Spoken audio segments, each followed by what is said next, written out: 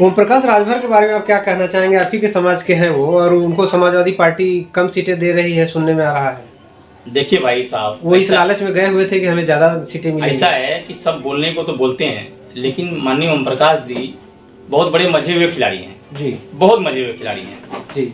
जब बीजेपी जैसी पार्टियां 8 सीट दे सकती है जी, तो समाजवादी पार्टी को तो खुद को सोचना चाहिए कि नेशनल पार्टी जब 8 सीट देती है, हाँ, तो पहले चरण में ही खाली वो चुनाव लड़ रहे हैं 1-2 सीटों पे, इसके बाद तीसरे चौथे चरण में चुनाव नहीं लड़ रहे हैं। नहीं, देखिए मैं बताना चाहता हूं कि पहले चरण का जो है पहला, दूसरा, तीसरा तो गया, चौथे से इनका चालू हो जाएगा जी। चौथा, पांचवा, छठवां, सातवां में मिनिमम कम से कम जी, हमको विश्वास है कि कम से कम इनको 25 से 30 सीट मिलेगी। इतना तो ये मांग भी नहीं कर रहे हैं, ये भी मांग नहीं कर रहे हैं। ये तो इनका तो ये भी बोल रहे थे। अरे भाई, ये भी बोल रहे थे सर कि हमें एक भी सीट नहीं देंगे अखिलेश, तो भी हम उनके साथ हैं। वो तो आपस का ये है, सेटिंग है, वो बोलने का एक नजरिया है, तरीका है जी। और लेकिन ऐसा नहीं है।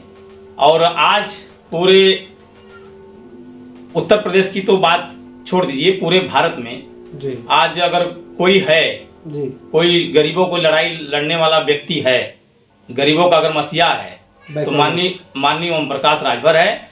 आज जो है पूरे हिंदुस्तान के अंदर लोग पूछते हैं, हमसे भी कल परसों नरसों पूछा गया था, एक हमारे मित्र हैं जो बहुत ही माइंडेड आरपीआई वाले जी। उन्होंने हमसे सवाल कर दिया था कि अरे क्या राजभर, सुरेश जी, क्या आपके समाज में खाली एक ही नेता रह गया है? जी। तो हमने बोला नहीं, मतलब नेता तो है लेकिन सब भाड़ोत्री हैं। मैंने उनको बोला जी कि है, नेता बहुत हैं लेकिन सब भाड़ोत्री हैं। जी। भाड़ोत्री की वजह से वो बेचारे परेशान हैं, मालिक से डरते हैं, इसलिए कुछ बोल नहीं पा रहे हैं। लेकिन माननीय ओम प्रकाश जी भाड़ोत्री नहीं है, वो स्वयं का मालिक है। इसलिए दावे के साथ गरीबों के लिए एकदम जी जान से लड़ रहे हैं और लड़ते रहेंगे। और उनको मैं ये भी चौहान जी को बोला कि अभी तो एक है, आने वाले वक्त में 2 हो जाएंगे। तो हंसने लगे, बोले कौन? मैंने बोला सुरेश राजभर। सुरेश राजभर एक ऐसा बंदा है कि किसी का गुलाम नहीं है जी, कभी किसी को गुलामी नहीं करता, जैसे माननीय ओम प्रकाश जी गुलामी नहीं करते।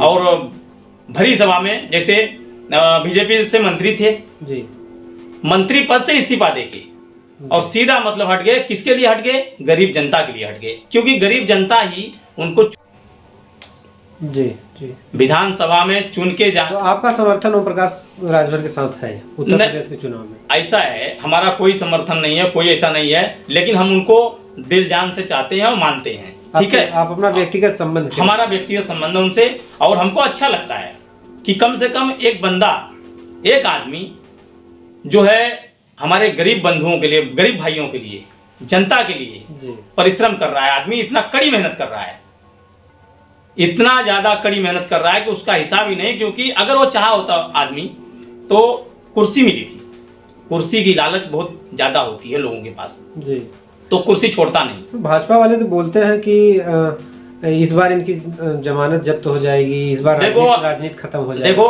वो जो बोलते हैं वो बहुत गलत बोलते हैं, ठीक है, बहुत ही गलत बोलते हैं। और ऐसा नहीं है, क्योंकि ये बोलने का मतलब जानते हो क्या है?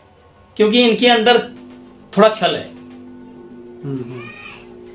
इन लोगों के अंदर छल है, छल से भी गेम करते हैं, छल से भी गेम करते हैं। तो हो सकता है कि उनको समझ में आता हो कि भाई हम मीडिया के से वाहवाही करा के और हम छल लें, तो ऐसा भी हो सकता है। लेकिन सपा भी मजबूत है, माननीय ओम प्रकाश भी मजबूत है, छल कहाँ करोगे? जनता जनार्दन भी तो है जी।